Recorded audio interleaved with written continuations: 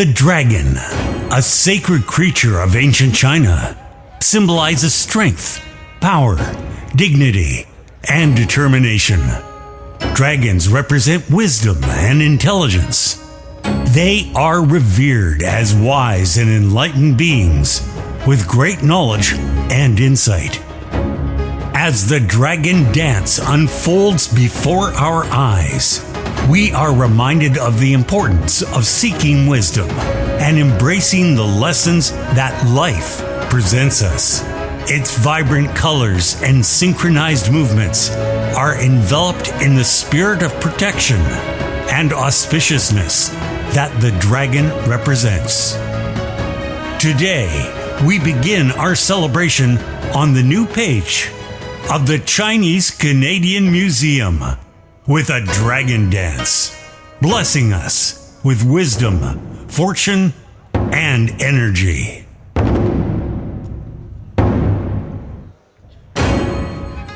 龍係中國古代神聖嘅動物，象徵住力量、權威、尊嚴同決心。龍代表住智慧同埋聰明，被尊崇為擁有深奧知識同洞察力嘅靈性之物。當龍喺我哋眼前舞動起嚟嘅時候，正係提醒我哋要尋求生命中嘅智慧，同埋接納生活上嘅經歷，以帶嚟運氣並驅走黑暗。舞龍鮮豔嘅色彩同埋充滿力量嘅動作，象徵住呢一份保護及吉祥之意。我哋以舞龍開始華裔博物館嘅新篇章，祈願為我哋帶嚟傳統智慧、財富以及活力。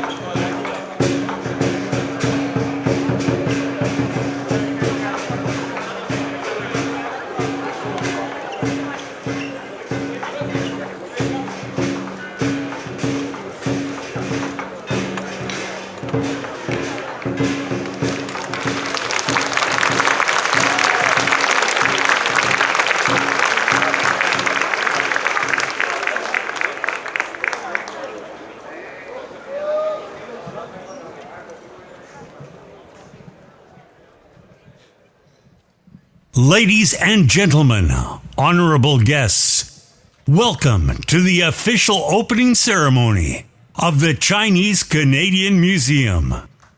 Please welcome our Masters of Ceremony today, Senior Radio and Television Program host, Miss Mary Lowe, and Olympic gold medalist, Mr. Patrick Chan.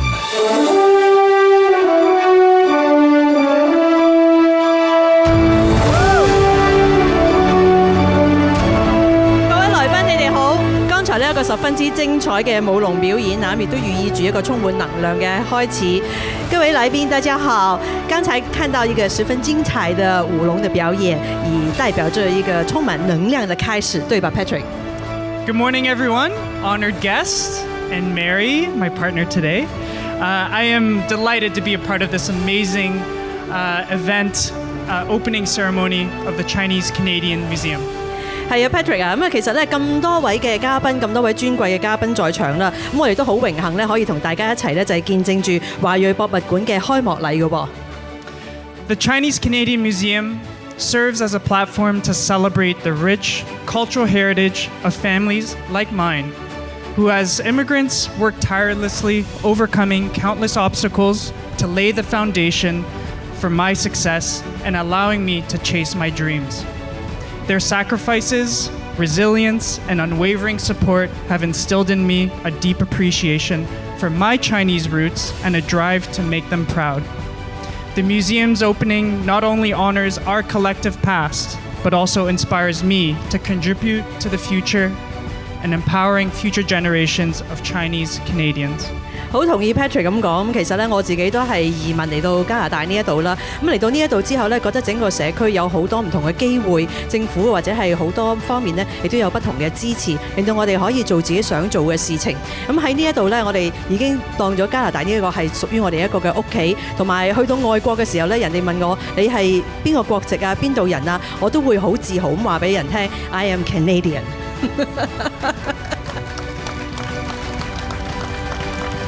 。The Chinese Canadian Museum will provide a meaningful and transformative experience for all, connecting Canadians to the diverse and eclectic stories and contributions of Chinese Canadians, past and present, with an eye to the future.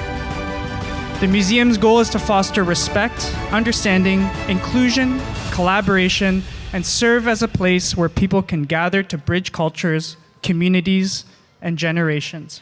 華裔博物館係加拿大一個非凡同埋矚目、積極而活躍嘅新文化機構，成立喺現今嘅社會，為所有嘅族裔尋求尊重同埋共融嘅時代。CCM will elevate Chinese Canadian voices and engage with diverse communities while recognizing the many who have contributed significantly to the growth of the province and country. 华裔博物馆提升加拿大华人的声音，并与多元的社区互动，同时也表扬那些对省和国家的发展做出重大贡献的人。华裔博物馆将会成为一个对于社会有重要贡献的文化机构。CCM will also share the stories of perseverance and contributions of Chinese Canadians and the shared history with Indigenous communities. 華裔博物館亦都會分享加拿大華人堅韌不拔同埋貢獻嘅故事，以及同原住民社區共享嘅歷史。The Chinese Canadian Museum is located on the traditional, unceded territories of the Musqueam, Squamish, and Tsleil-Waututh nations who have lived here as the original stewards of these lands for thousands of years.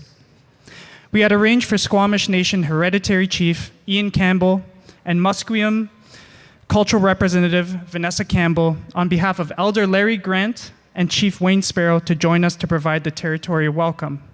Unfortunately, due to some unforeseen circumstances, they send their regrets and could not be here with us this morning.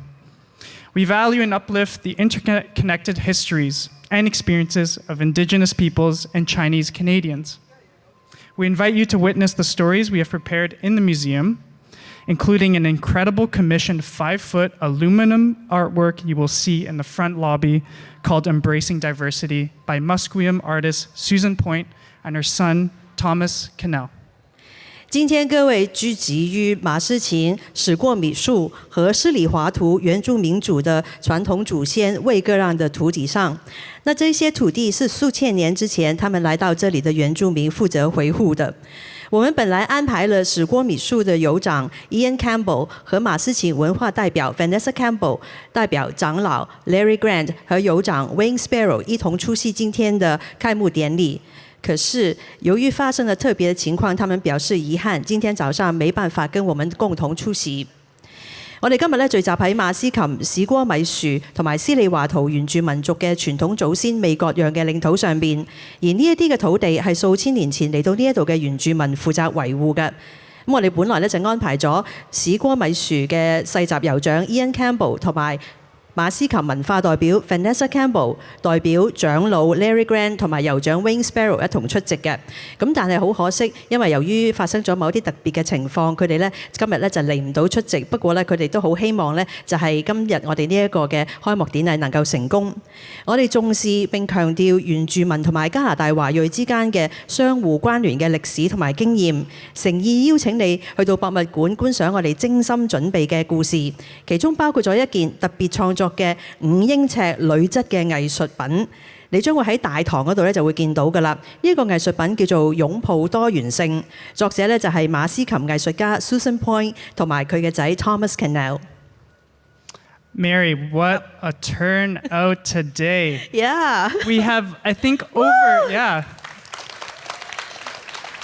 we have over 300 guests attending today. A lot of them traveling to Vancouver to come and see this grand opening.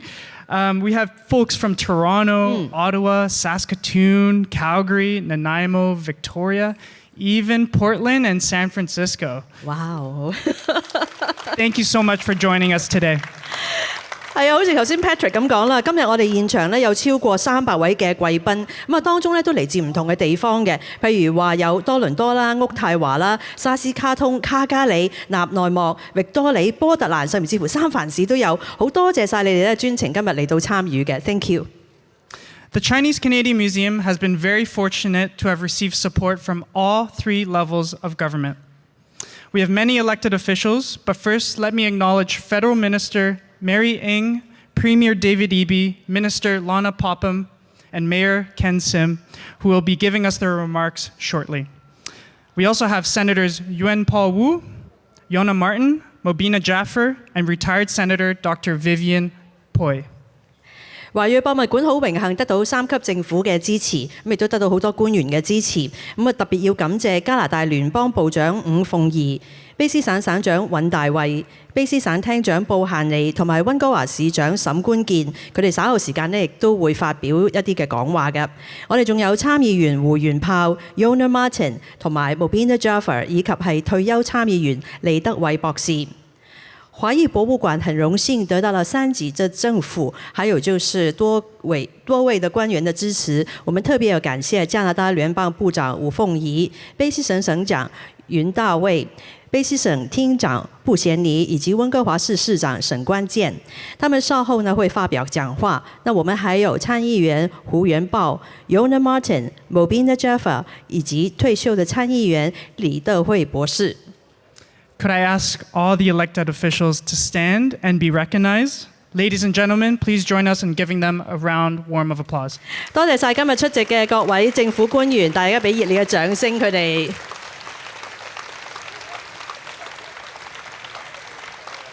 So no 而今日咧，各位官員咧稍後時間會發表嘅演詞咧，一個翻譯版本咧，大家都可以喺長刊裏邊咧就係睇得到嘅。那稍後呢，我們官員發表的演詞有一個翻譯的版本，大家可以在長刊裡面可以找得到。The province of British Columbia has been the earliest and biggest supporter of CCM.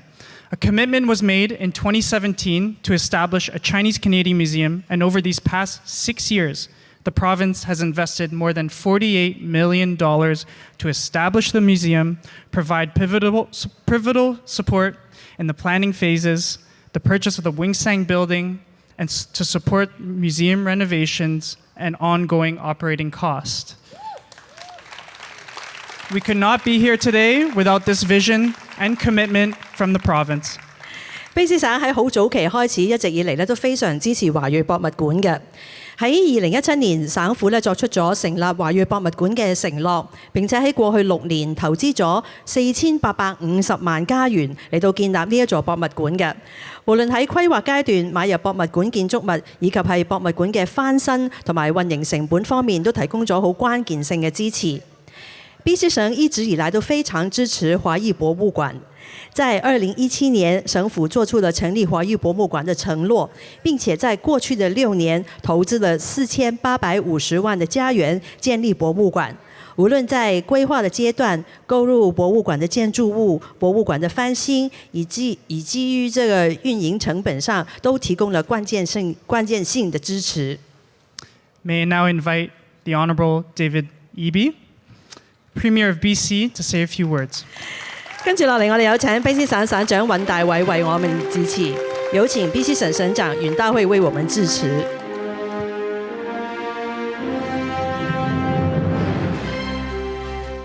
Like that music. Thank you very much, everybody. It's so wonderful to be here with you today in the sun, celebrating the remarkable accomplishments of so many people who are here in the audience and people who couldn't join us. It is such an honor for me to be here representing the government of British Columbia on the territory of the Musqueam, Squamish, and Tsleil-Waututh people. I was interested to see how our MCs were going to handle it. I mean, usually at an event like this, you recognize dignitaries who are here, but what do you do when everyone in the audience is a dignitary? How do you make sure? So that was very well handled, I thought. There are a lot of people that weren't recognized because of the number of people who contributed to this project. And I want to recognize you and say thank you. I know this was a huge community effort. I see in the front row Grace Wong. And Grace is chair of the board as champion of this project with the community. So many community members. I wanted to specifically thank you, Grace, you and your family for your time, for your energy, for financial resources for this project. Thank you so much, Grace. If you join me in thanking Grace and the whole board.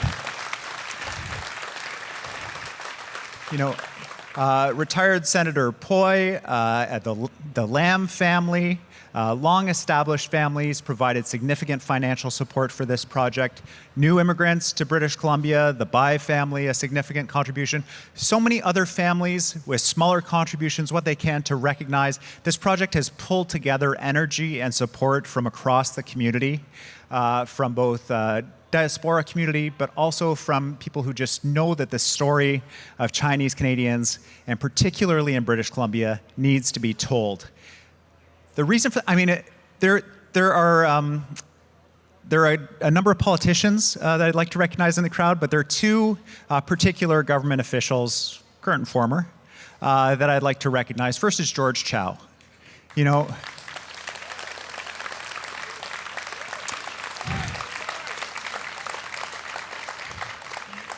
I mean, you guys know George from around the neighborhood, right? George, an incredible MLA, elected to the Legislative Assembly, served on City Council, champion of Chinatown and of the community where he grew up, such deep roots here, and a champion of this museum project for the local community. George, on behalf of the government and on behalf of the NDP caucus, thank you so much for your work on this project. Yeah, there's a former government official in the crowd. For me, it feels like I've been premier forever, but it's only been 7 months. There was a guy before me who got this ball rolling, who had the vision to sit down with the community and say, this story needs to be told. This is not a story that can be ignored. And during the pandemic, when he was leading the province, and we saw that spike in anti-Asian racism, his vision with the community of the importance of this museum, the importance of telling this story, came to the forefront in a way that we never wanted to imagine, but I'm so glad that the work started then. I want to thank John Horgan, the former Premier of British Columbia, for his vision starting in 2017 from the very beginning of his election.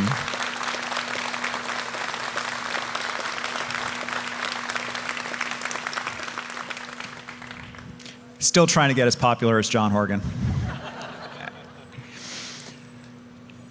It's been a real week in Canada in terms of Chinese Canadian history.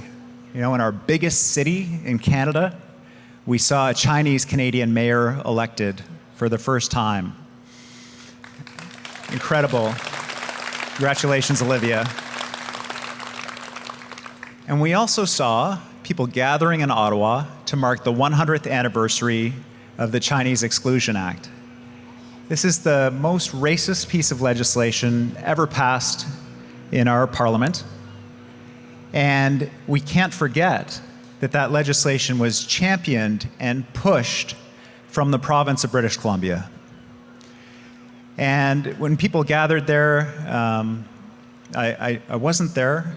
Terry Young, I was talking to him, Constable Young, and he said, you know, to be there in that moment was very powerful, very moving. I had the chance to do a quick sneak preview of the exhibit in the museum that you're all going to get a chance to see soon.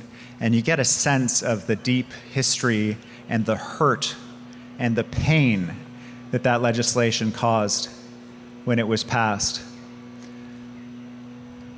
How do we make sense of this in a country that has this history of that incredibly racist legislation, but also is electing here in Vancouver, in Toronto, Chinese Canadians in roles that have never been held before by that community? We need to understand this history. We need to celebrate the amazing achievements of the community. You know, behind us, the Sun Yat-sen Gardens, the visits of Dr. Sun Yat-sen here in the community, the remarkable accomplishments of Canadians of Chinese descent living here in British Columbia from the earliest days of our province, and also the racism and what the community had to overcome here. All of that story is here in the museum for all to see, for all to learn. A physical building, but a symbol of the remarkable endurance, perseverance, and achievements of the Chinese Canadian community, not just in British Columbia, but across Canada, because this is the first Chinese Canadian museum in the entire country.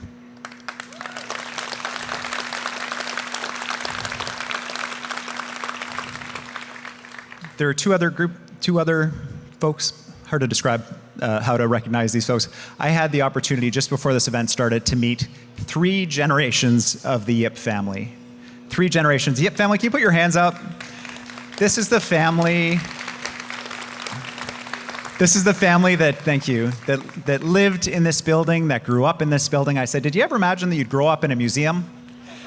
And the answer was no, unsurprisingly. But when you go in and you see the classroom that's been preserved up there and you feel the deep history in this building, this is such an important symbol of the Chinese Canadian community in British Columbia. The history of this place, the living community members still contributing, still such a vibrant part of British Columbia. Thank you, Yip family, for being part of this today.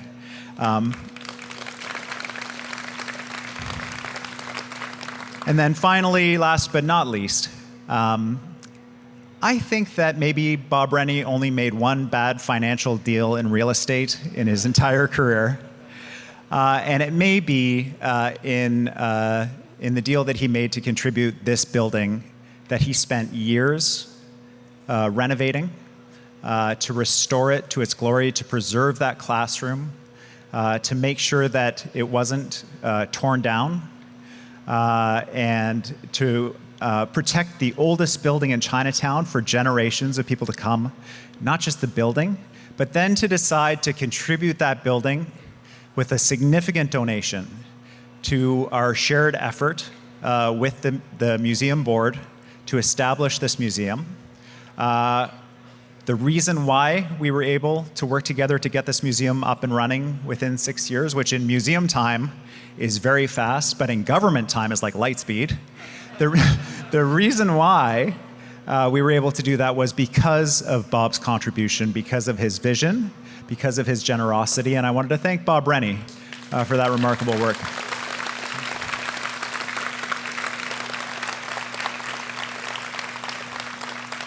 And I also want to thank him for lending me a pen right before I came up so I could make some notes. I appreciate that. Congratulations to everybody involved in this. There are so many more people to speak. It's a beautiful sunny day, but not everybody put sunscreen on before they left the house this morning. So I'm going to pass the mic over, but one more time, please join me in thanking every person who made this project possible. It takes a village to make a museum, and everybody in the community came together to make this happen. Thank you, thank you, thank you. Thank you. Thank you, Premier Eby. Thank you. The ministry responsible for the establishment and development of the Chinese Canadian Museum was the BC Ministry of Tourism, Arts, Culture, and Sports. Through the project phase, a working group of community members was established and supported by a secretariat of the ministry. 負責成立同埋發展華裔博物館嘅部門就係卑詩省旅遊藝術文化及運動廳。喺項目嘅執行階段，佢哋成立咗由社區成員組成嘅工作小組，並且由呢個部門嘅秘書處提供支持。負責成立及發展華裔博物館的部門是卑詩省旅遊藝術文化及運動廳。在項目的進行階段，他們成立了一個由社區成員組成的工作小組，並且得到了這個部門的秘書處提供支持。May I now invite the Honourable Lana Popham, BC Minister of Tourism, Arts, Culture and Sports, to say a few words. 以下我哋有請卑詩省旅遊藝術文化及運動廳長布嫻嚟為我哋致辭。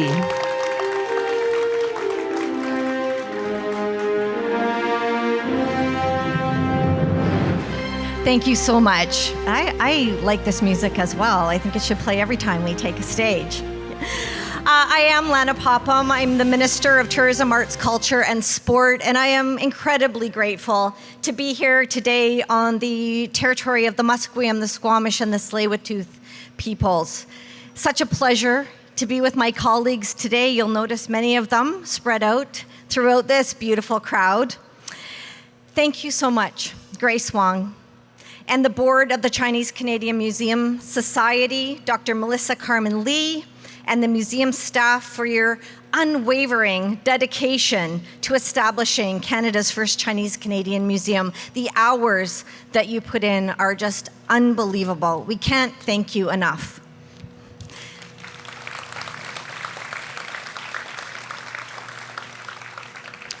The history and the contributions of British Columbians of Chinese descent are an essential part of our province's success. The importance of the Chinese Canadian community in our collective history cannot be overstated. From the gold rush to building the railway that linked Canada to opening local businesses and more, it's important more than ever that we recognize the contributions of Chinese Canadians. And today is a historic day for Chinese Canadians in British Columbia and of course across Canada as we celebrate the opening of Canada's first Chinese Canadian Museum. I'm so excited to be here. I was just in Toronto meeting with other ministers of culture and heritage and tourism, and everybody was talking about today. I said I had to leave early to help go cut a ribbon, and everybody was excited about that, and everyone in Canada is proud of it. What an achievement that we have done here as a collective community. Thank you to everybody. It's so great to see all the work that went into making this vision a reality, and we as a government have been working since 2017 to make sure that we got to this finish line here to have the first of its kind in Canada. Our government, of course, has invested almost $50 million to help establish this beautiful spot, but it took a village, as the Premier said. It really aligns with our desire for a more inclusive and diverse community, and it demonstrates that our province's strength lies in the diversity of its citizens. As arts and culture and tourism is integral to who we are as British Columbians, and a flourishing tourism, arts and culture industry is important to every part of our province and to our economy. I want to encourage everybody who's out there in the broadcast world. I see so many video cameras here, news teams here that are broadcasting this to the rest of Canada and to the world. I want to encourage everybody to come and visit the Chinese Canadian Museum and explore the Paper Trail exhibition. This is all documentation, of course, that is from the Chinese Immigration Act of 1923, also known as the Chinese Exclusion Act. This is an example of legislated racism that excluded Chinese people from Canada, and it placed restrictions of people of Chinese descent already living in the country. All Chinese people living in Canada, even those born here, they had to register with the government or risk fines of detainment and deportation. In 24 years, it was in effect. And it's not something that we're proud of here in Canada and in British Columbia, but it's something that we can highlight to make sure that we work together to make British Columbia and Canada a better place for everyone, no matter where you're from. Today is a definite celebration of diversity, of perseverance, and of resilience.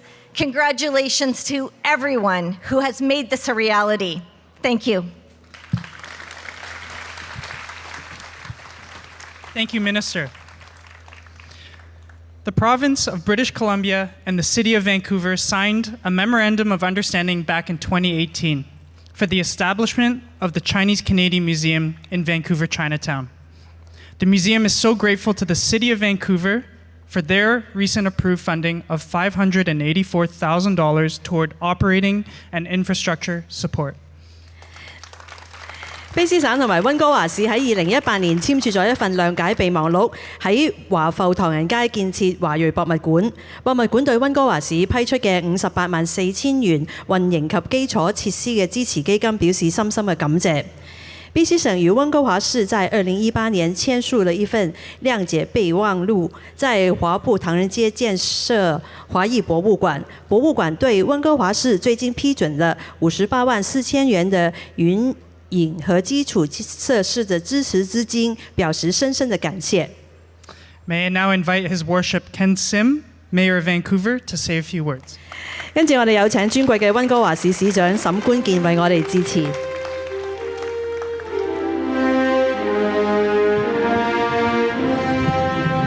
As much as the music is awesome, like if we could play some Judas Priest here, that would be great. So I do want to start off by acknowledging that we are hosting today's opening on the unceded territories of the, oh, sorry, I'm going to get in trouble here. Let me get started again. We are hosting today's event on the unceded territories of the Musqueam, Squamish, and Tsleil-Waututh First Nations, and I really do want to thank them for their generosity and the hospitality and the love and the care that they show the land that we get to live, work, and play on. And I think it's incredibly important that we're intentional to unlearn the stuff that we have been taught and learn the true history of what's happened on these lands. And if we do that, I think we can build a brighter future together, roaring in the same direction and one of true reconciliation.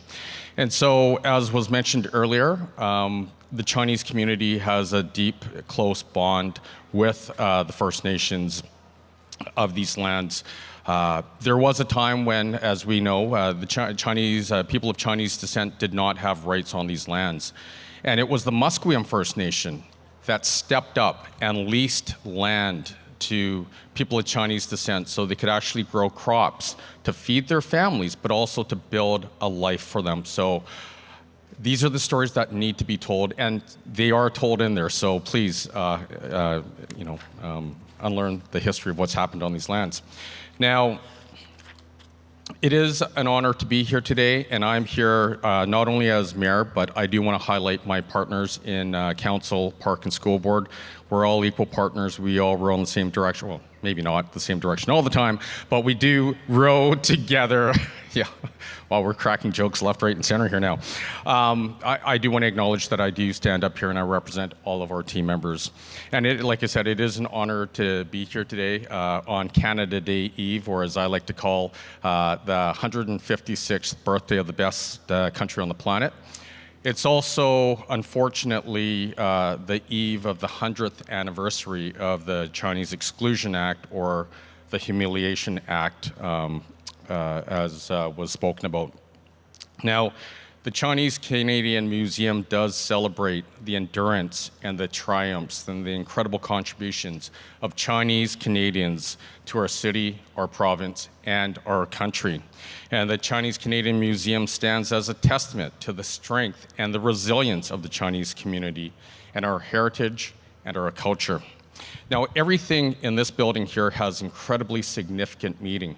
The pictures, the artifacts, the documents, each one of them tells an incredible story about the community. Stories of struggles, stories of perseverance, stories of accomplishments, stories of how individuals of Chinese descent have contributed to the building of our nation. If you go in there, you'll see, one of the many pictures of, Chinese railway workers, people that actually built the railway at half the compensation of other individuals that worked on that railway. And they took the most dangerous jobs. It was incredibly dangerous. And they built that railway. And I can tell you, if they did not, Vancouver and British Columbia and probably half of Western Canada will be singing the Star-Spangled Banner right now. So these are the contributions that this community has made to this city, this province, and this country.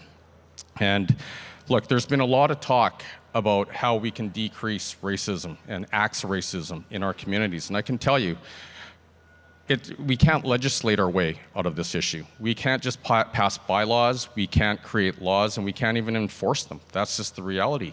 But what we can do is we can celebrate the amazing contributions of, the Chinese community and other communities and what they've done to build this great land of ours. And if we do that, racism stems from ignorance. And if we educate people, we will go a long way in making our country a more inclusive, kind, and loving society. Now, I am really excited about this museum. It's actually quite humbling. How many people have been in there so far? Anyone? Yeah, like I knew it was going to be cool. It blew me away. Like, you go in there, and I challenge anyone not to cry when you see some of the things that you will see there. It is so well done, and it's so purposeful. And so I do want to acknowledge that this is going to be great, and it is also another step in revitalizing Chinatown. And so thank you very much. I also do want to highlight, as the people before me did, there are so many people that came together to make this possible. All three levels of government, the business community, residents, and countless nonprofits and benevolent societies. Thank you so much. I do want to acknowledge a couple of more individuals. First of all, Premier Horgan, thank you. And I don't say this as a mayor of Vancouver. I say this as a resident of Vancouver and someone of Chinese descent. What you started, in addition with everyone else, obviously, incredibly important, and it's so meaningful. And if that's one of your legacies, hell yeah, absolutely incredible. I also do want to acknowledge and thank a partner in crime, the Premier, David Eby, and the entire provincial government right now. This would not have happened with your incredible contribution. So thank you. Also the federal government, there's Talib there going, what about us? Yeah, okay, we see you as well. Thank you very much.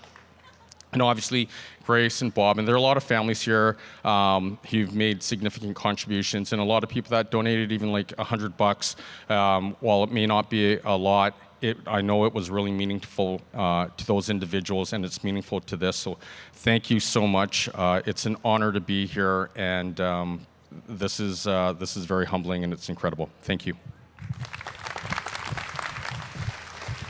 Thank you, Mayor. In March of 2020, the Chinese Canadian Museum Society of BC was officially established with a 19-member board of directors and a small team of staff who have been working very hard to bring us this opening day. 喺2020年嘅3月，卑詩省華裔博物館協會就正式成立啦。佢哋擁有19位嘅董事會成員同埋一支小型嘅員工團隊。咁佢哋一直非常努力咁樣工作，為我哋迎接呢一個嘅開幕日而努力嘅。Please welcome Ms. Grace Wong, the board chair, an original member of the working group, and a major donor of the Chinese Canadian Museum Society of British Columbia to give us her remarks. 而家我哋有請卑詩省華裔博物館協會主席，亦都係始創成員同埋主要捐贈者黃麗珠女士為我哋致辭。現在我們有請卑詩省華裔博物館協會主席，也是始創成員以及主要的捐贈者黃麗珠女士為我們致辭。Thank you, thank you, thank you. Our very, very dear friends and supporters. I look out in this audience and I see possibly every one of you that I've spoken to about the Chinese Canadian Museum. We talked early. We talked in the working group times in 2018.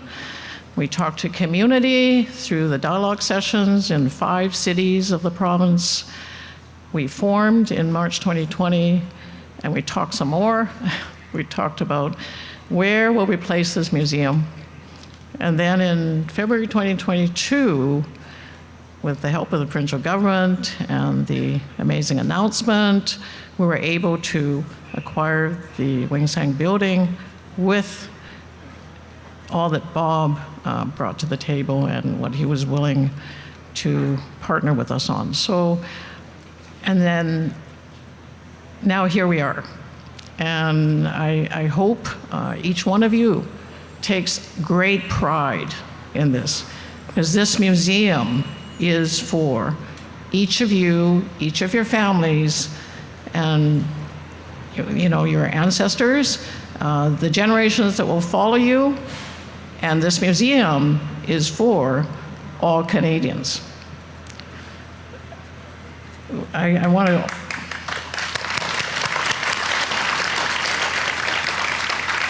I also would like to acknowledge the land on which we gather. It's the traditional and unceded territory of the Coast Salish peoples, the Musqueam, the Squamish, and the Tsleil-Waututh nations. I appreciate so much the remarks of Premier Eby, Minister Popham, Mayor Sim, because they were so meaningful and they were just heartfelt. It is momentous and historic that today we come together to open the first Chinese Canadian museum for the country.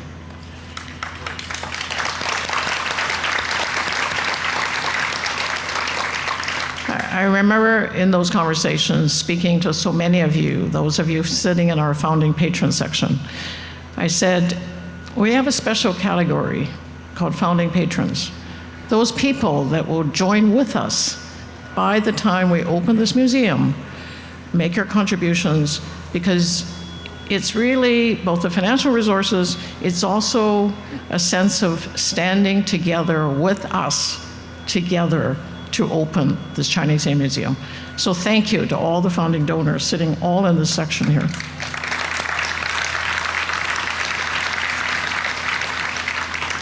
It has been a long journey, one that began as early as 1788, when the Chinese first arrived to British Columbia, and since then, moving well beyond our province to every part of our country. They were critical to the completion of the railroad that connected our country east to west. They established restaurants, farms, services, businesses that helped to sustain our communities. They endured many hardships, discrimination, systemic racism. They sacrificed themselves for their families and for a better life for all. Despite being denied citizenship in this country, they joined the armed forces in both World Wars I and II. It is with great reverence that I say we truly stand on the shoulders of those early generations. On that note, let me acknowledge some very special guests and elders. We have veteran Gordon Kwan, 97 years old, who traveled here from Victoria to be with us. And Gordon is just sitting right there.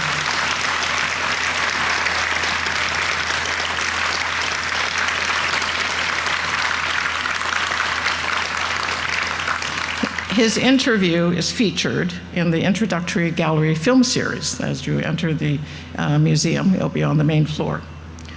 As Premier mentioned, we have about 10 members of the Yip Sang family here with us. But let me note, Rosalie Yip, eldest grandchild of Yip Sang, 93 years old, and lived in the Wing Sang building.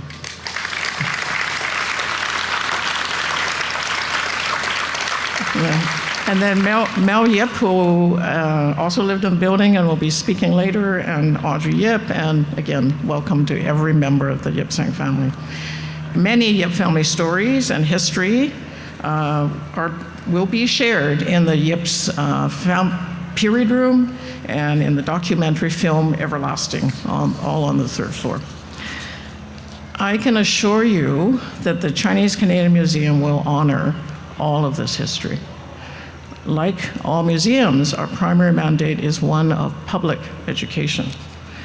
The importance of educating all Canadians on the history, culture, and heritage of Chinese Canadians and their many contributions to the growth of this country should never be underestimated and certainly not undervalued.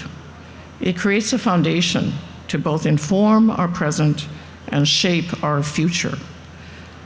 But establishing a brand new museum is a huge undertaking, I will say.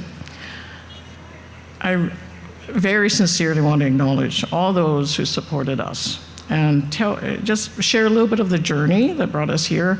It's been mentioned several times and appropriately started 2017 with then Premier John Horgan announcing a commitment to establish the Chinese Canadian Museum.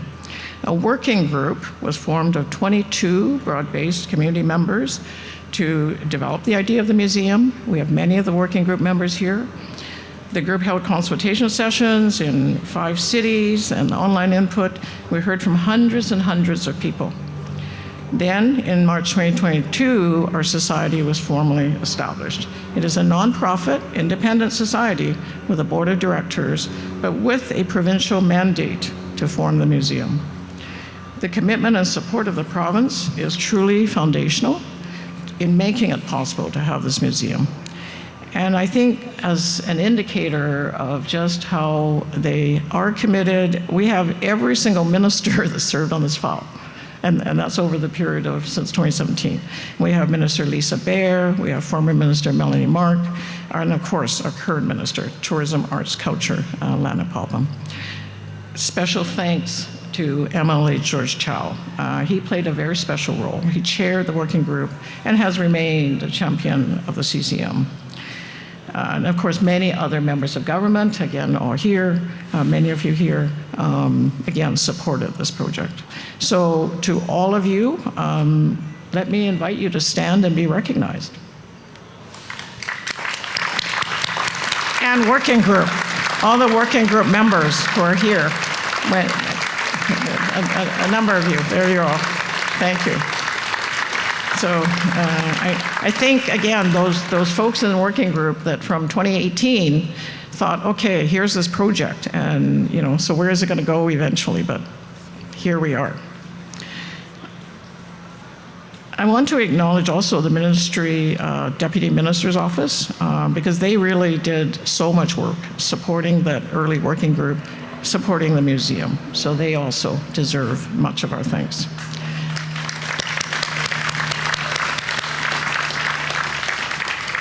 And the other 2 levels of government, of course, again, have done so much for us. So the federal government, with your support, which was recently announced, again, just a start to our relationship, right? So it was indeed, though, very important because it came in at a time when we were about to do renovations, and that funding, $5 million, came in at a very good time to be able to undertake the renovations, to be able to deliver on the promise to open on July 1st, 2023. So thank you very, very much. And the City of Vancouver, with the MOU starting 2018, and more recently the commitment to operating supports and Again, it's just so meaningful because we are here, located in Vancouver, Chinatown. And, we want to do our part, have just a great museum that everyone is proud of and that brings so many visitors toward the vitality of the whole Chinatown community. We're here and we're here to work together. Thank you. Thank you to everyone. And then, I think you'll forgive me as chair and as I look back, so many people to thank, but this is the moment to do it because here we are about to open. The board of directors, a number of whom were part of the working group, and then later others joined in March 2020. But they have been a spectacular board. They are members of community, affiliated with many areas. They bring so much expertise to our board and to the work. A lot of professional areas of expertise and community knowledge. So I would just like to ask all of the board directors, and they're listed in your commemorative brochures, by the way, as listed our founding patrons and others. But could all the board of directors please stand and be recognized?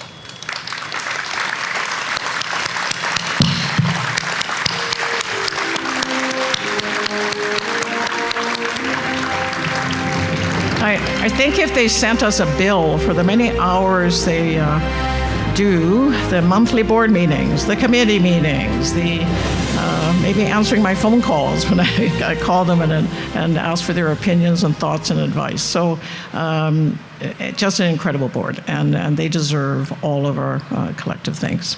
And we, of course, also are so delighted that we have an incredible CEO now with Dr. Melissa Carmen Lee, and she heads a wonderful staff team. I think many of you will know what it takes to kind of open a gallery. I was told that, it's common that the day before you'll see wires hanging or whatever it was, and it'll be okay. It'll be all right. It's always like this. So it's beautiful. It's not only okay, it's beautiful. When you go in, I hope you will appreciate that. So thank you just all for being here. Thank you for the wonderful support to date. The opening is actually a beginning. The opening is a beginning to what we are really here to do. We are here for public education. We're here to offer programs. We are here to put on amazing exhibitions that make people think and learn. And the doors open tomorrow, July 1st, on the 100th anniversary of the Chinese Exclusion Act.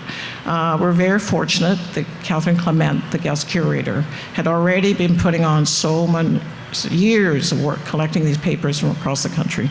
So we're all the beneficiary of that work, and the exhibition will be on for a year. I think I'll also conclude with saying thank you to the special, very major donors who stepped forward so early, and that's Senator Vivian Poy and her family, Doreen and Philip Lau and their family, and of course, Bob Rennie. They kind of, many people at the very beginning said, Chinese Canadian Museum? Like, what is that? Like, what on earth would you put in there? Or what would you do? And so now I hope they can see what will we do.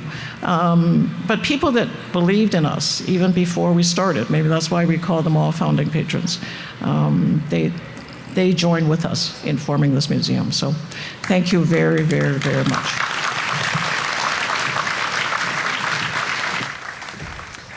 Thank you, Grace. Mary, did you know that the Wing Sang building is the oldest standing structure in Vancouver, Chinatown? Yes，當然知道啦。咁但係咧喺我哋講下呢個永生大樓嘅一啲歷史之前呢，或者先喺頭先阿 Grace 講嘅説話裏邊呢，我哋重點介紹幾位嘅嘉賓朋友先，好唔好啊？咁啊，首先呢，其中一位特別嘉賓呢，剛才都有介紹過㗎啦，就由域多利特登嚟到唐人街 Chinatown 呢一度嘅97歲退伍軍人 Gordon Kwan。咁啊，剛才我們提到 Grace 提到的一位的特別嘉賓，從域多利专程来到我们华埠的97岁的退伍军人 Gordon Kwan， 还有一些嘉宾就是我们有叶氏家族的成员，有10位在现场，包括了 Rosalie Ip， 就是叶生先生的大孙女，现在93岁，居住在这个永生号大楼，还有就是 Mel Ip 及 Audrey Ip 也是住在這個永生樓大廈。咁我哋有10位葉氏家族嘅成員呢，都喺現場嘅。咁包括咗呢，就係葉生先生嘅大孫女 Rosalie Ip 啦，今年93歲，係住喺永生號大樓。咁另外呢，仲有 Mel Ip 同埋 Audrey Ip 呢，都係住喺永生號大樓嘅。咁如果大家想了解更多有關於葉氏家族嘅故事嘅話呢，咁可以喺3樓播放嘅紀錄片嗰度呢，就係睇得到噶啦。如果大家想了解更多關於葉氏家族的一些故事的話，可以到我們博物館3樓播放的紀錄片裡面可以了解更多。剛才 Patrick 咧問到我對於呢一個嘅永生大樓有幾多認識？You asked me about the Wing Sang building, right? Actually, I know a lot. OK， 其實咧永生號大樓咧就係建於1889年嘅，咁亦都係唐人街咧最古老嘅建築物。之後咧喺1901年同埋1912年咧都有再擴建嘅喎。That's right. This building behind us was first built in 1889. It was later expanded in 1901 and 1912. There are lots of stories about this building, and wouldn't it be amazing to hear them from the Yip family? 當然好啦，嗱，你知道有地方自然就有人，亦都有故事。咁所以咧，今日咧我哋請到葉氏家族嘅成員咧，同我哋講關於呢一個永生號嘅故事。我相信咧一定會非常之動聽㗎啦。We are honored to have several members of the Yip family joining us today. Let's welcome Mr. Mel Yip to the stage. 而家我哋有請葉榮日先生。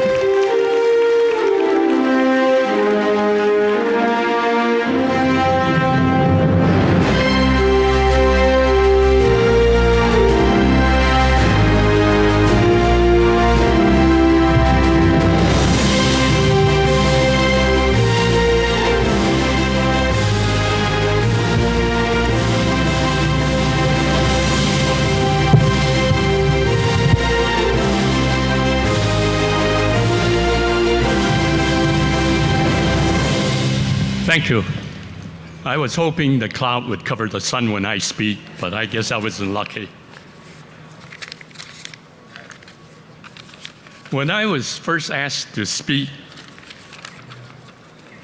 at the official opening of the Chinese Canadian Museum, I was reluctant, knowing there'll be federal, provincial, municipal, and indigenous representatives speaking.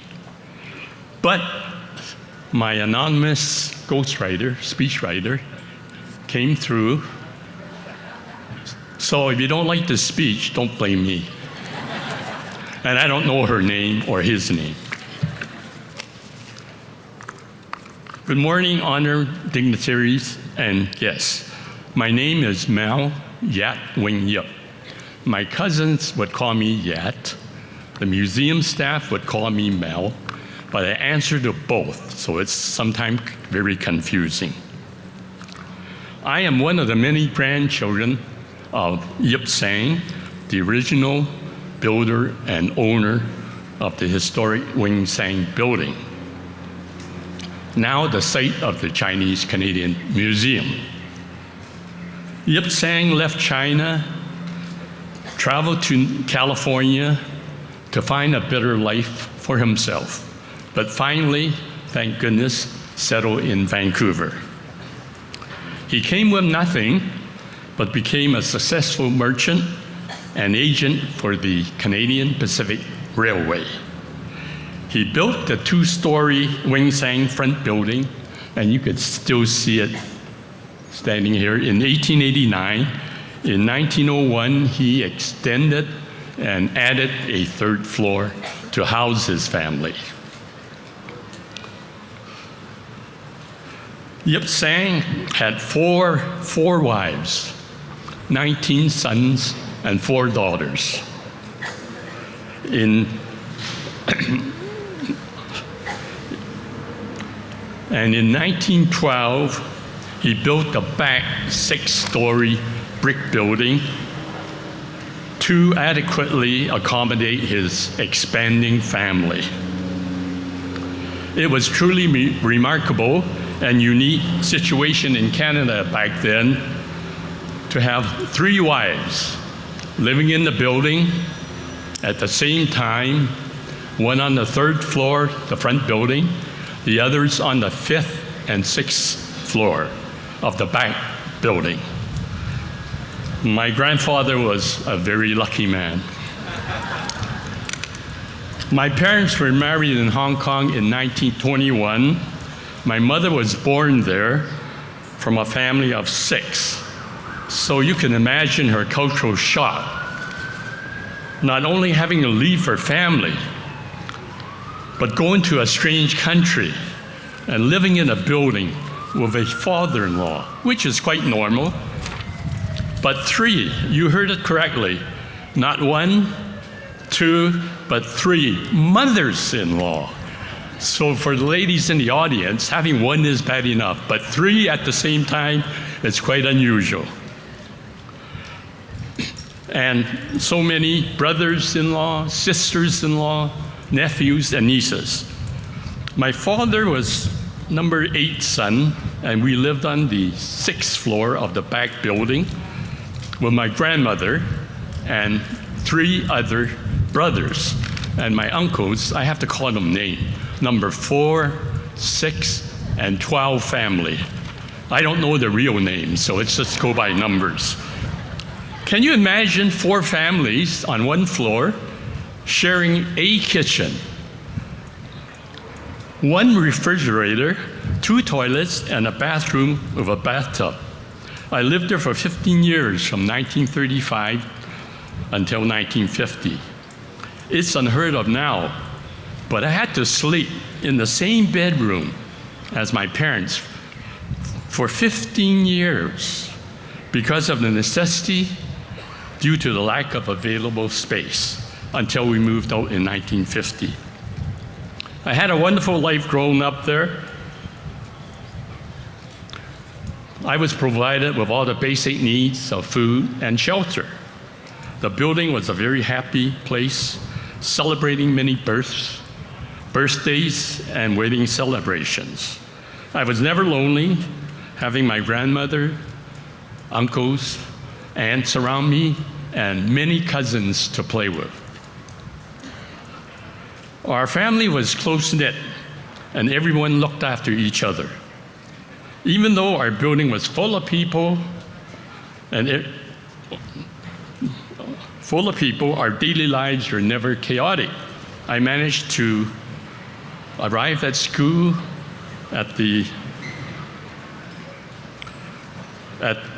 on time, and the older cousins had no difficulties arriving at their respective work site on time. It was like living in a small community within the larger Chinatown community. We're so thankful to see the Chinese Canadian Museum is preserving some of our Yip family history, and special thanks to Bob Rennie, the custodian of the Wing Sang building, for leaving the iconic schoolroom on the 3rd floor as it was, when grandfather would hire teachers from Hong Kong to teach his children reading and writing Chinese, but also the vast cultural history of China. Another developer would have probably certainly demolished and renovated the old schoolroom. Wing Sang in Chinese means everlasting. And with 23 children, Yip Sang is ensured an everlasting legacy. I encourage the people to view the Everlasting film documentary shown on the 3rd floor, put together by the museum staff, spending countless hours working on this project to share the Wing Sang building's history, pictures, artifacts, and stories from people living there. Our Yip family is holding an unexpected large gathering of 300 plus for our reunion next week. including a tour of the Chinese Community Museum. The last reunion was in 2008, after Bob Rennie purchased and provided the Yip family with, Bob, are you ready? A red hard hat tour of the newly renovated Wing Sang. Put it on and show it to the crowd.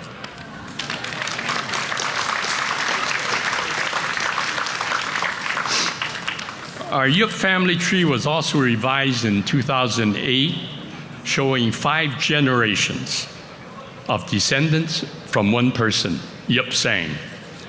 When representatives responsible for providing the reunion committee with update information on their respective families, it will not be surprising to see a possible 6th generation added to the revised 2023 Yip family tree. From the Yip family perspective, we're so grateful and feel it's absolutely fitting that the oldest building in Vancouver, Chinatown, the Wing Sang building, is now the home of the Canadian Chinese Museum. Thank you. We certainly need a museum like this in Canada, which can play an integral part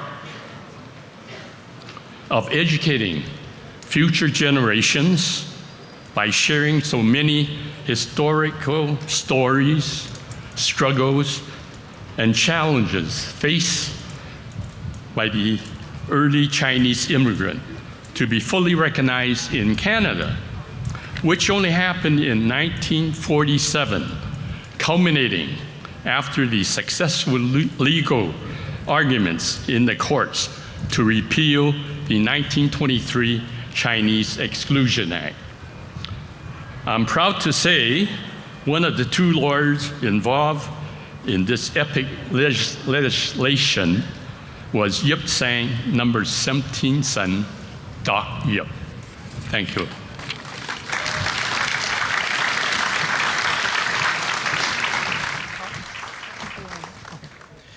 Thank you, Mel. 多謝晒葉先生。 After listening to the stories about the Wing Sang building and the Yip family, we have a greater understanding of the significance of conserving historical and cultural heritage. It is a monumental undertaking that requires substantial resources. 係啊 ，Patrick， 咁啊，聽完有關於永生號大樓同埋葉氏家族嘅故事呢，我哋更加明白要保育歷史文化係的而且確好有意義同埋好偉大嘅工程嚟嘅。咁啊，當中呢，要耗資好多嘅人力物力啦，除咗話各級政府嘅支持之外呢，其實今次呢，仲要經過一位好重要嘅人物同意先至可以成事嘅噃。 The second part of the Wing Sang journey began when Bob Rennie purchased the building in 2004, and over the next 5 years, he restored this heritage building in a truly magnificent way. 永生號之旅嘅第2部分就由2004年開始啦。當時 Bob Rennie 買入咗呢一座嘅建築物，並且喺跟住落嚟嘅5年之內，用非常之出色嘅方法修復咗呢一座具有文化遺產價值嘅建築物。永生號之旅的第2部分從2004年開始，當時 Bob Rennie 購入了這一座的建築物，並且在往後的5年，以非常出色的方法修復這座具有文化遺產價值的建築物。 Let's welcome Bob Rennie to say a few words. 有請 Bob Rennie 為我哋致辭。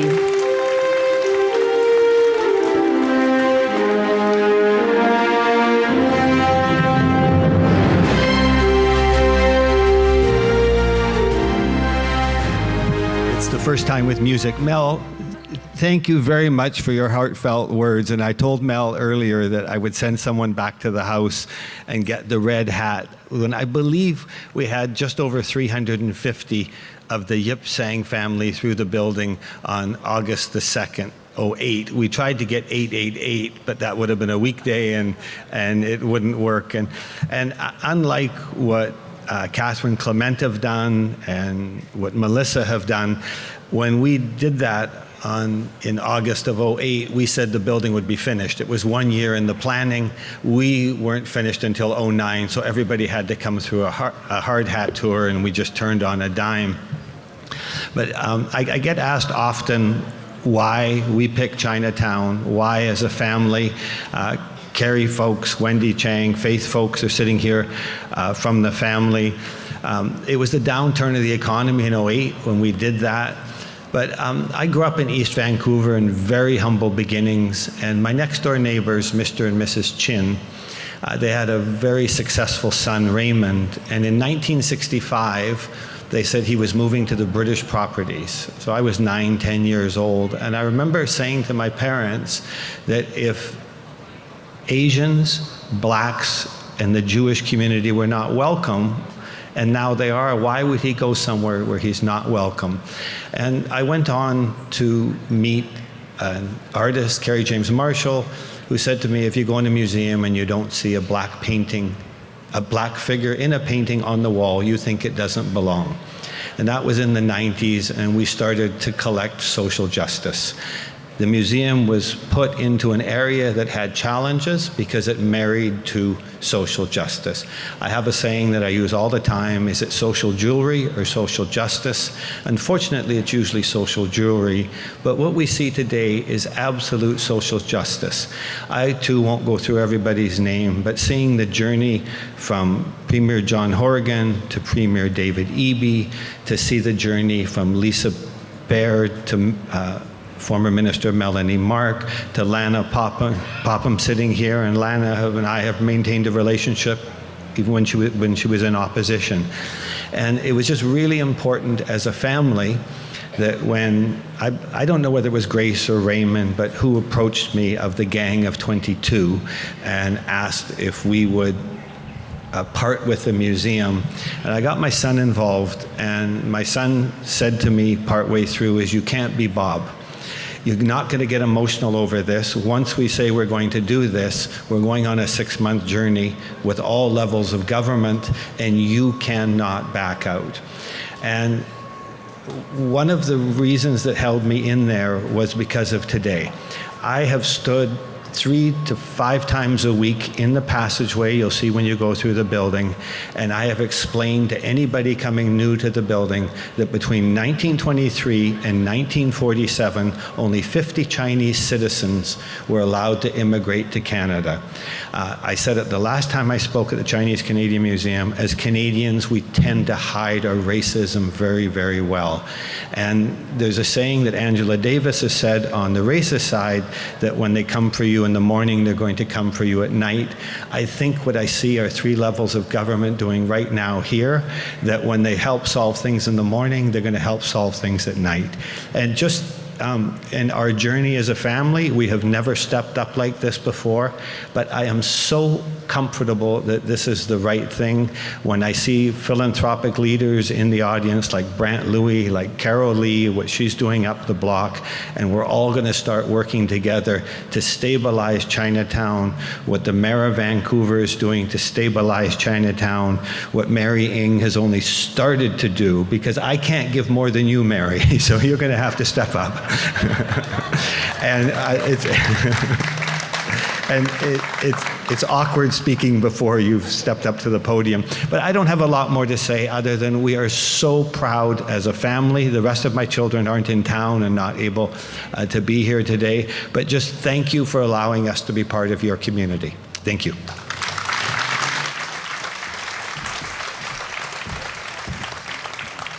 Thank you, Bob.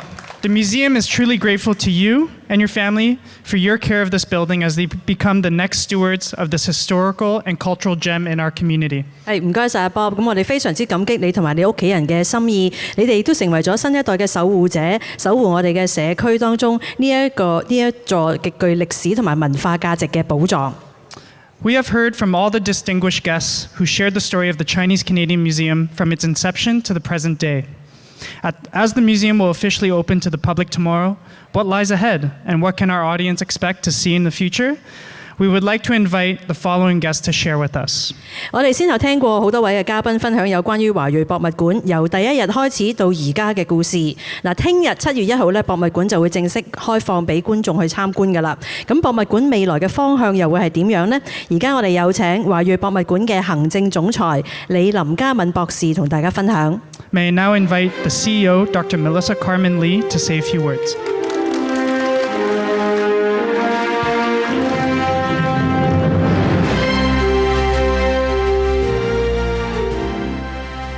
大家好，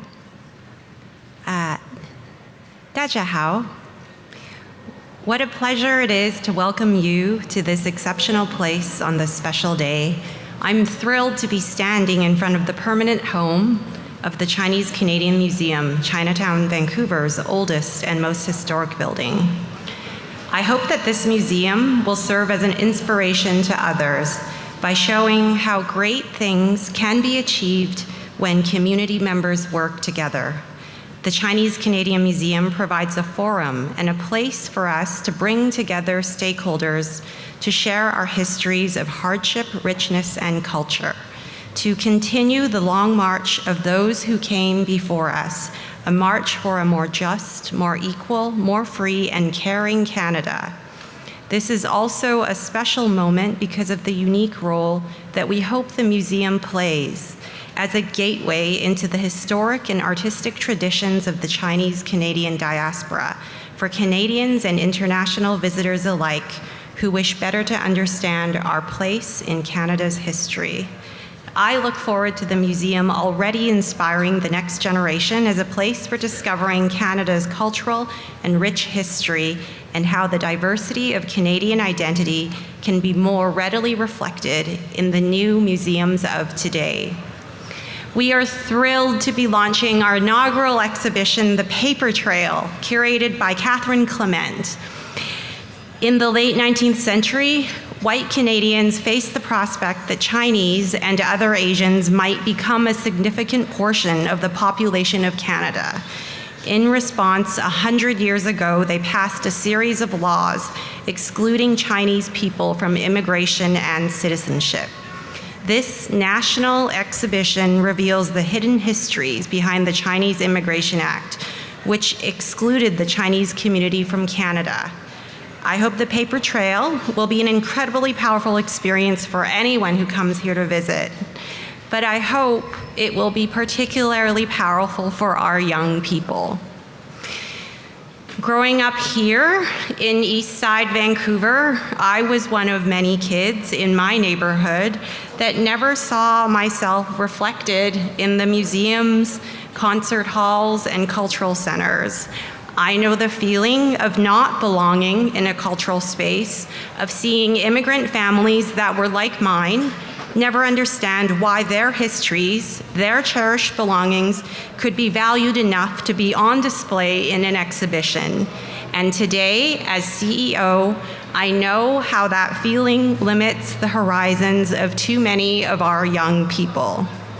Today, I hope the message that we give to young Chinese Canadians is that this is your museum. Your story is part of the fabric of the Canadian story, and you deserve to be seen. You have something to contribute. A single museum visit can spark a child's imagination, and we can do our part in helping to inspire a young person to rise above the circumstances of their life and reach, dream for something better.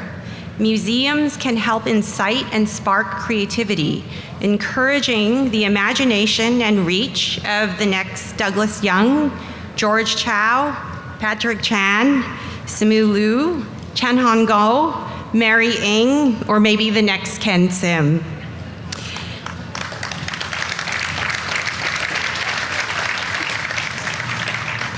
In Canada, our country's greatest strength is and always has been our diversity. We may not look the same and we may not come from the same place, but we all want to move in the same direction towards a better future for the next generation.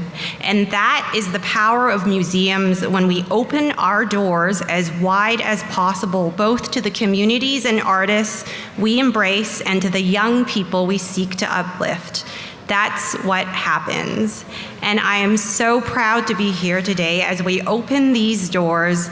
I'm so grateful to all of you, to all three levels of government that have supported us today, to the committed and hardworking board, to the staff, to the artists that we have commissioned, to everyone here.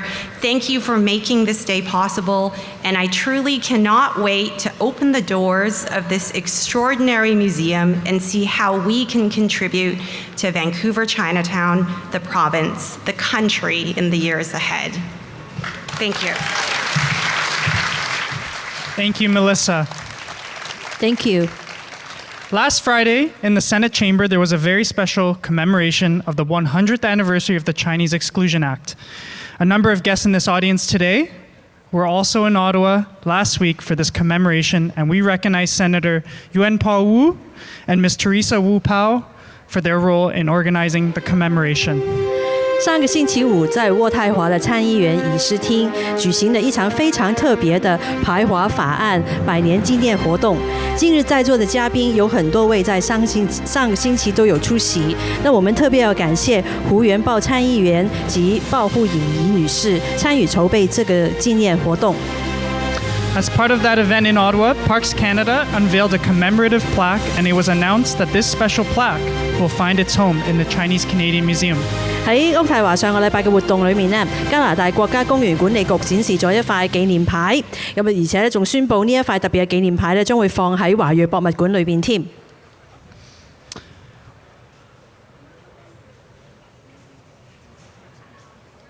We open the museum to the public tomorrow on July 1st, the 100th anniversary of the Chinese Exclusion Act. And our opening national exhibition is the Paper Trail, which gathers papers and stories from across the country. This law barred Chinese from entering the country and separated families for 24 years. We are honored that the museum will be the home of this plaque to be installed in the museum. 我哋將會喺聽日7月1號正式對外開放博物館，並且係呢一個日子咧，亦都係排華法案嘅100年紀念日。呢一項法律咧禁止華人入境，亦都令到好多家庭分離咗24年。咁我哋嘅開幕國家級展覽就係尋影覓跡，收集咗嚟自全國各地受到呢一項法律影響嘅文件同埋故事。咁我哋好榮幸收到呢一塊嘅紀念牌，同時咧亦都會放喺博物館裏面嘅。博物館將會在明天7月1日正式對外開放，這一天也是排華法案100年紀念日。當年這一項的法律禁止華人入境，讓很多的家庭分離24年。那我們的開幕國家級展覽是尋影秘籍，那收集了來自全國各地受到這一項法律影響的文件與故事。我們很榮幸收到這一塊的紀念牌，並且會把它放在博物館裡面。May I now invite Minister Mary Ng, Ms. Nadine Spence, Minister Joyce Murray, CCM Chair Grace Wong, Member of Parliament Wilson Miao, Dr. Joe Anderson, CCM Melissa Lee. 我哋而家有請伍鳳儀部長、Ms. Nadine Spence、Joyce Murray 部長、CCM 主席 Grace、國會議員廖宗晏、Dr. Joe Anderson、CCM 嘅 CEO 李林嘉敏博士到台上為我哋主持揭幕儀式。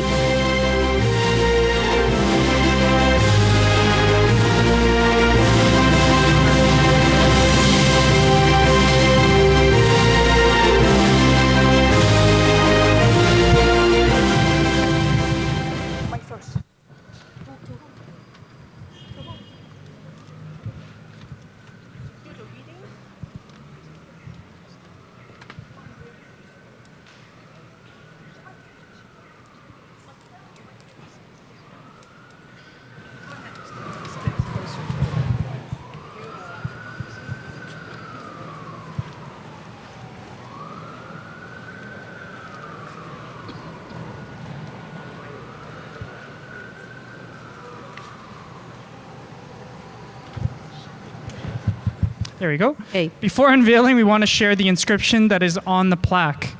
May I ask Dr. Joe Anderson, representative from the Historic Sites and Monuments Board of Canada, to read the plaque in English for us, please.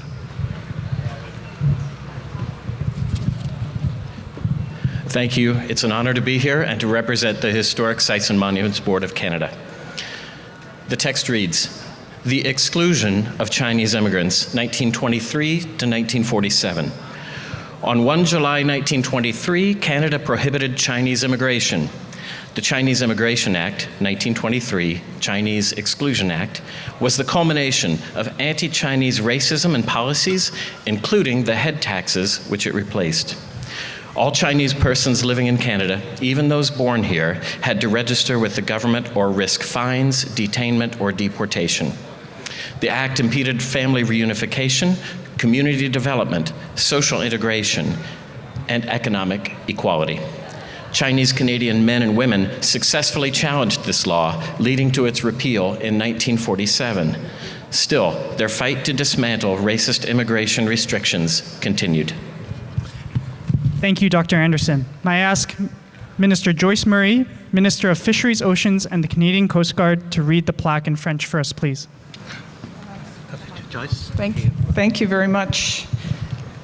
L'exclusion des immigrants chinois de 1923 à 1947.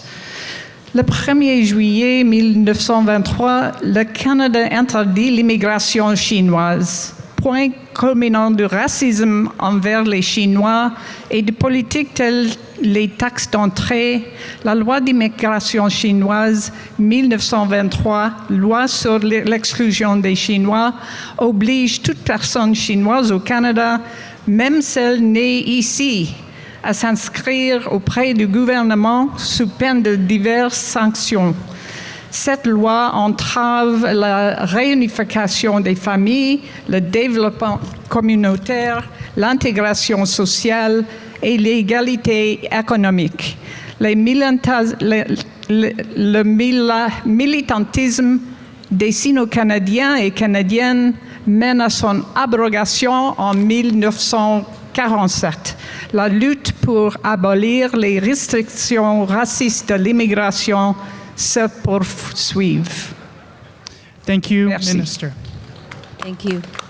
May I ask Member of Parliament Wilson Miao to read the plaque in Mandarin for us? 现在有请国会议员廖仲业为我们以普通话读出纪念牌上的文字。对华人移民的排斥，1923年至1947年。1923年7月1日，加拿大禁止了华人移民。1923年的华人移民法案、排华法案是反华种族主义和政策，包括该法案所取得的人头税政策的顶峰。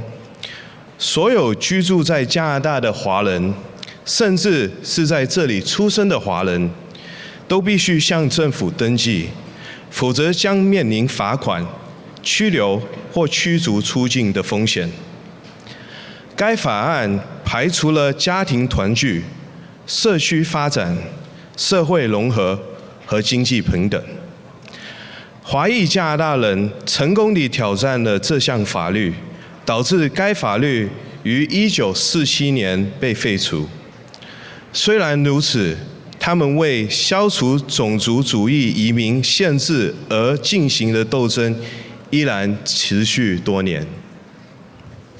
Thank you, MP. 唔該晒。好啦，跟住落嚟呢，我哋有請華裔博物館嘅行政總裁李林嘉敏博士為我哋以廣東話讀出紀念牌上嘅文字。May I ask CEO of CCM, Dr. Melissa Carmen Lee, to read the plaque in Cantonese for us? 對華人移民的排斥1923至1947 1923年7月1日禁止了華人移民。1923年的華人移民法排華法是反華種族主義和政策，包括該法所取到的頭稅水政策的頂峰。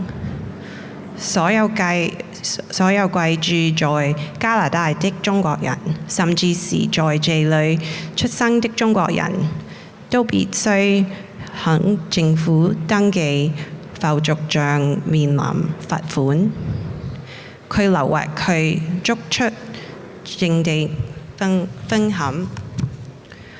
該法按照愛了解平權罪、社區發展、社會融合和經濟平等，加拿大華人成功地調整了指控法律，導致該法律於1947年被廢除。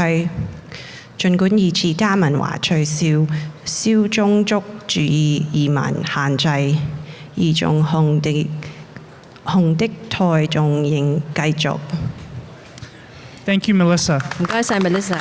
Now, would Minister Ng, Dr. Joe Anderson, and Ms. Nadine Spence please unveil the plaque for us? So if everyone is ready, we'll count down. 3, 2, 1.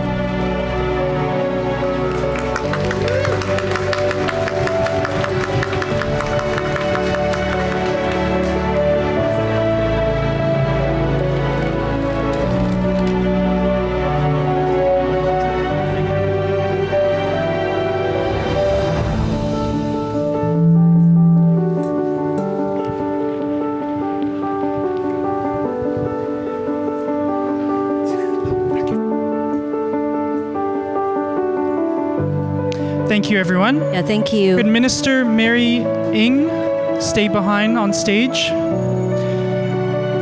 The Chinese Canadian Museum is grateful to the federal government for providing critical funding, which allowed renovations to be completed for the grand opening today. 華裔博物館好衷心感謝聯邦政府提供咗好重要嘅資金，令到修建工程能夠順利完成，亦都令到我哋今日能夠順利隆重開幕。The Honorable Mary Ng is the first Chinese-Canadian federal trade minister and is the Minister of International Trade, Export Promotion, Small Business, and Economic Development. This past May, Minister Ng was here to announce funding to the museum of $5.1 million from the Government of Canada through the Department of Canadian Heritage and the Pacific Economic Development Agency of Canada. 尊貴嘅伍鳳儀部長係第一位華裔加拿大聯邦貿易部長，並且擔任國際貿易、出口促進、小型企業同埋經濟發展部長。今年5月，伍鳳儀部長宣布由加拿大政府通過加拿大文化遺產部同埋加拿大太平洋經濟發展局向博物館提供510萬加元嘅資金支持。I now invite the Honorable Mary Ng to say a few words. 以下我哋有請伍鳳儀部長為我哋致辭。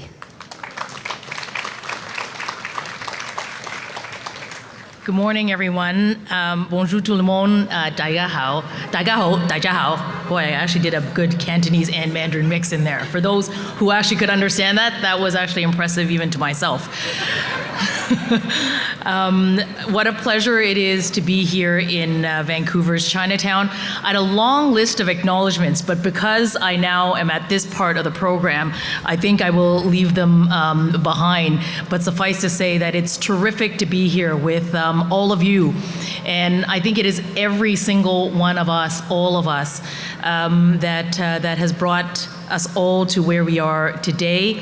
And I think that this is really very much just beginning. But I think because I am in the wonderful province of British Columbia, Premier, it would be remiss if I didn't say hello. Great to be in your province with you. And of course, in the city. Hi, Ken. Let me begin by acknowledging that the land on which we're gathered is shared with the traditional territories of the Musqueam, the Squamish, and the Tsleil-Waututh nations. And for those of us who are settlers or even immigrants to Canada, we must remember that Indigenous peoples have always been here and that we all have a role to play in reconciliation. And I want to thank the elder who did start us off in a good way. In the spirit of reconciliation, I wanted to share an excerpt from a speech that was given last week by Her Excellency, the Governor General of Canada, Mary Simon. She spoke about the relationship between Indigenous peoples and those of Chinese descent that many Canadians may not know or even realize.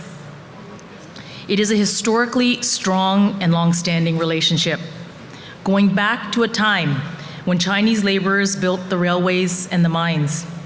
Piece by piece, they helped to build infrastructure in this country, and Indigenous people supported them during this time, provided medicine and food.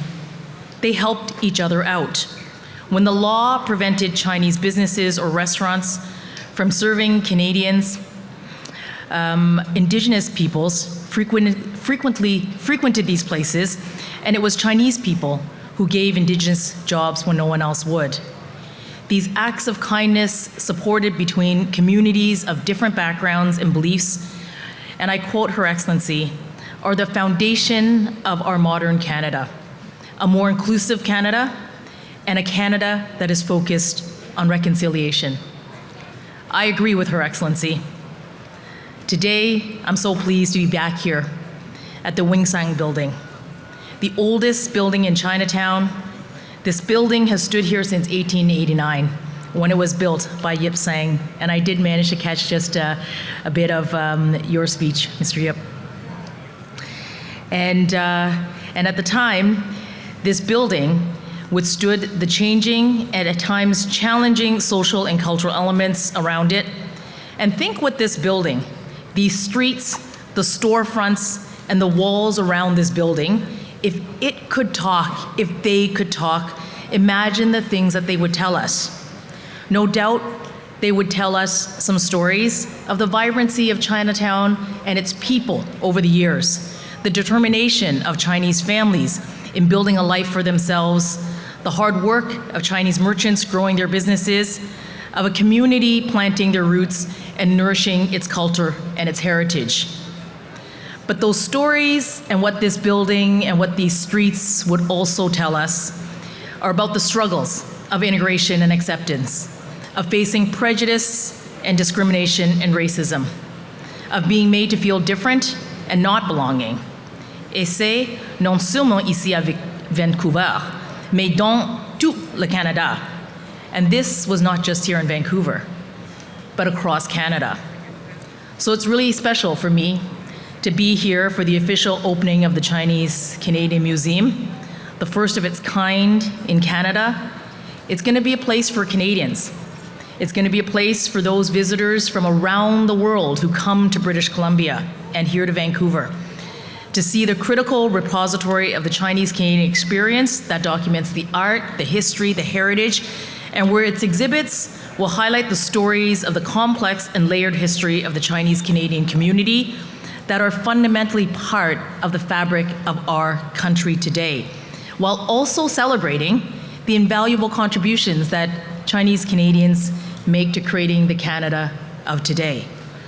I would be remiss if I didn't acknowledge the work of my colleagues in Ministers Rodriguez and Sajjan. We work as a team, and while I get to stand before you as a Chinese Canadian cabinet minister, it's with my colleagues, my MP colleagues who are here with us and who I serve together with in the House of Commons, who came through Heritage Canada, Parks Canada, as well as Pacific Can, to support this important historic museum.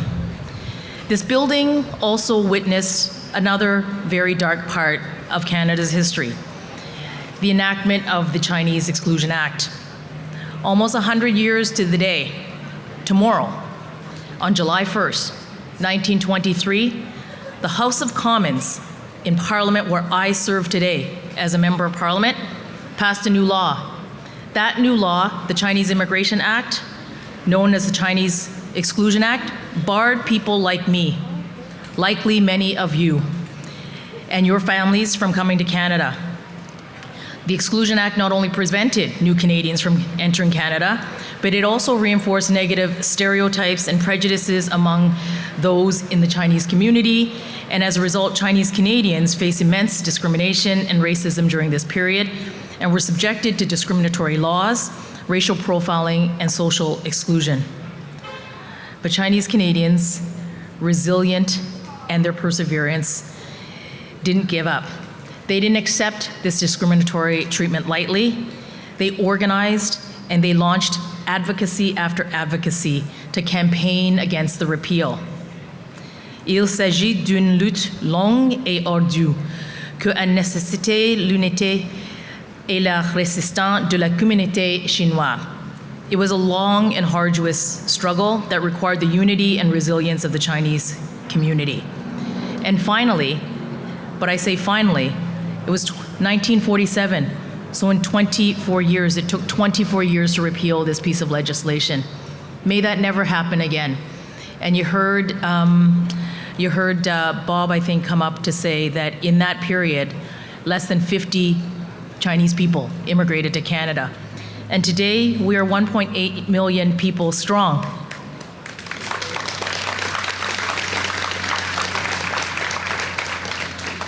But the repeal allowed finally for the reunification of Chinese families. It paved the greater way for Chinese immigration successively to Canada. It allowed for people like me, my family, and likely many of you and your families in right here to be able to come to Canada and build our lives in Canada. And last week, we were at the Senate of Canada. I attended the national remembrance event of the 100th anniversary of the Chinese Exclusion Act. I want to thank Senator Wu, I want to thank Teresa and the ACCT. And though for those of you who are there, and I see many who were, again, I think it harkens back to the days of that advocacy, because you saw the coming together of so many people in the community. And I think that there's a genuine purpose here for that coming together. It's about recognizing and remembering, but it is also about paving the path that we all owe to today and the future generation of keep doing the work of this advocacy. So with the Governor General, of course, the National Historic Sites and Monuments Board, and on behalf, and I serve in this role on behalf of my colleague, Minister Guilbeault, who has a responsibility for Parks Canada and for the National Historic and Monument Sites, unveiled a plaque there. But of course, we are here at the Wing Sang Building. We're at the home of the first ever Chinese Canadian Museum. We're also at the home of where this plaque is going to live. And it's going to be the home to help educate Canadians and have them take a read, and those who visit this place. And I want to thank my colleagues, and I want to thank all of us for coming together to do this. Today is an opportunity to recognize the sacrifices of those that came before us. It is not lost on me that I get the privilege of doing the job I get to do today, but through the sweat and agony and lots of hardship and the journeys of so many that came before us. And if all of us can just contribute our little part for the next generation, I think we will be on a terrific road. Today, we are proud Chinese Canadians. I mean, Patrick, I watched you grow up. And many times when people give me a list of the celebrated Canadians of Chinese heritage, it runs from sports to theater, to business and so forth. Patrick, your name is always on that list, all the time, all the time. But we do contribute to every aspect of Canadian life, from business to arts and culture, to sports and science, teachers, frontline healthcare workers, to the professions, the various professions, to civic life, to professional, to political life. And we have a couple of senators with us, present sitting one, and a senator emeritus. And I would be remiss if I didn't call out Madam Senator Emeritus to you, because Vivian, you are the shoulders upon which I and many others stand on as well, leading the way in civic life in this country. And my sincere appreciation goes to the Chinese Canadian Museum staff, to their board, Grace, to you and to the board, and to Melissa for the leadership, and to the countless people over the years, to the volunteers, for your steadfast commitment to establishing this important heritage institution, and to your collective dedication to cultural inclusion, to public education, and to enriching our social landscape. Together, let's keep this history alive. Let's celebrate our culture as Canadians, standing together in supporting the future generation. Alors, travaillons ensemble pour aujourd'hui et pour demain. So let's work together for today and tomorrow. And as I was looking to kind of put these remarks together, I had read a lot of books and from a lot of Chinese Canadian authors. And for those of you who haven't done that, I would encourage you to do that, because I found it to be a very enriching experience at 2 a.m. in the morning most times when I get the time to read. But I thought I would end with this quote, because I was trying to find something that would capture my own personal feelings. And here it is. To my parents, for giving me two greatest gifts that I've ever received: Chinese blood and a Canadian heart. Thanks, eh? Merci beaucoup. Thank you, Minister. Thank you. Now I would like to invite our guests to come on stage for the ribbon cutting ceremony. Premier David Eby, CCM Chair Grace Wong, Minister Lana Popham, Minister Mary Ng, CCM CEO Melissa Lee, Mayor Ken Sim, our major donors Vivian and Neville Poi, Bob Rennie, Richard Wong, Doreen and Philip Lau。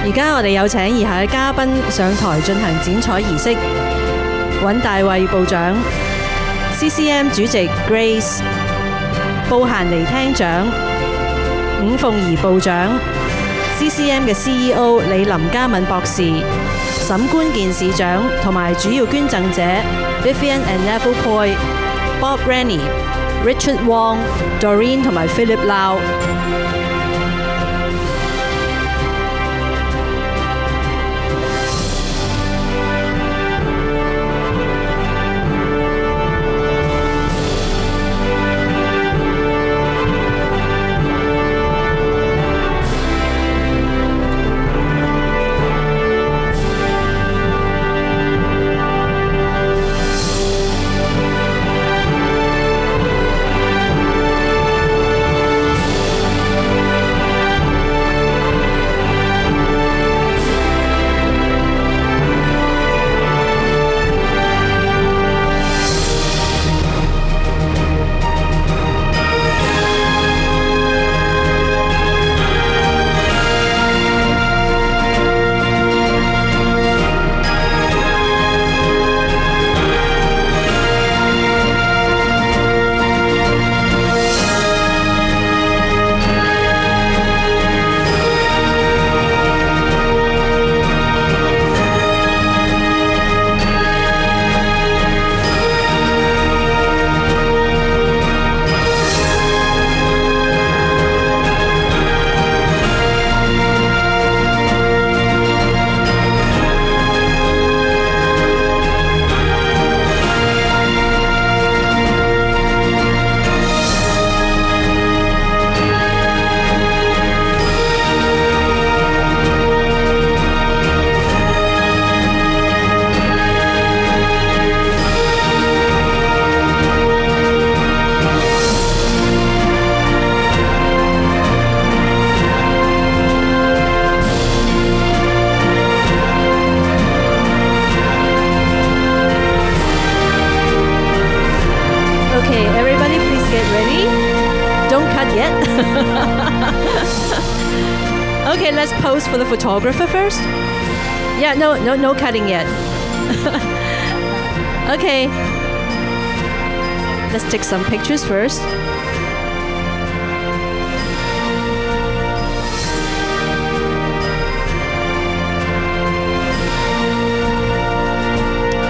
And we cut. 3, 2, 1. Congratulations! The Chinese Canadian Museum is now officially open. 華裔博物館正式開幕，華裔博物館正式開幕。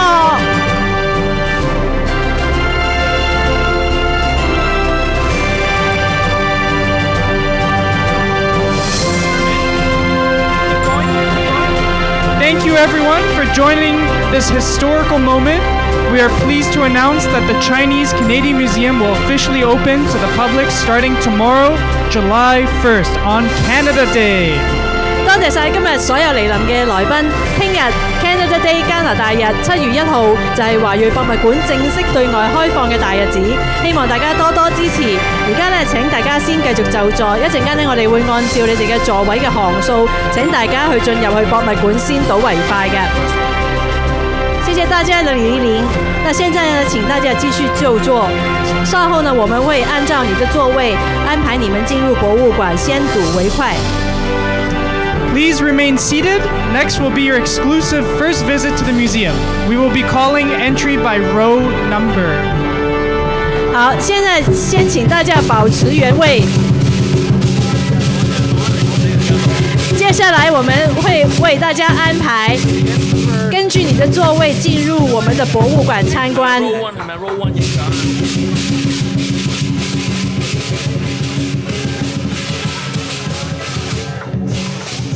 Go keep going.